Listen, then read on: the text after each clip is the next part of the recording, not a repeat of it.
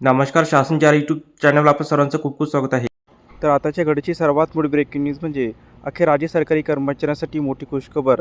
थकीत वेतन अदा करण्याबाबत शासन निर्णय निर्गमित. त्या संदर्भात एपिसोडच्या माध्यमातून संपूर्ण अपडेट सहितपणे पाहूया. शिक्षकेतर कर्मचाऱ्यांच्या वेतनाची थकबाकी अदा करण्याचे अधिकार प्रदान करण्याबाबत दिव्यांग सक्षमीकरण विभागामार्फत दिनांक 16/6/26 रोजी महत्त्वपूर्ण शासन निर्णय निर्गमित करण्यात आलेला आहे. राज्यातील दिव्यांगाच्या विशेष शाळा, कार्यशाळा इत्यादीमधील शिक्षक आणि शिक्षकेतर कर्मचाऱ्यांच्या वेतनाची थकबाकी अदा करण्यापूर्वी सदर थकबाकीची रक्कम आहे किंवा नाही याची खात्री करण्यासाठी पुढीलप्रमाणे अधिकार प्रदान करण्यात येत आहे.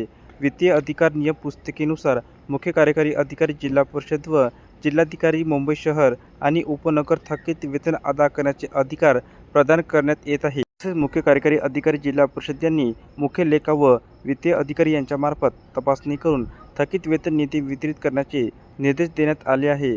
तसेच मुंबई शहर मुंबई उपनगरकरिता जिल्हाधिकारी यांनी अधिकारी यांच्यामार्फत तपासणी करून थकीत वेतन प्रस्तावास मंजुरी देण्याचे निर्देश देण्यात आले आहेत. तसेच यापूर्वी ज्या प्रकरणात थकबाकीची रक्कम अदा केलेली आहे ती रक्कम नियमप्रमाणे अदा करण्यात आलेली आहे किंवा कसे याबाबतची सविस्तर तपासणी आयुक्त दिव्यांग सक्षमीकरण आयुक्तालय पुणे यांच्या विशेष तपासणी करून त्याबाबतचा स्वयंस्पष्ट अहवाल शासनास 90 दिवसात देण्याचे निर्देश देण्यात आले आहे. धन्यवाद.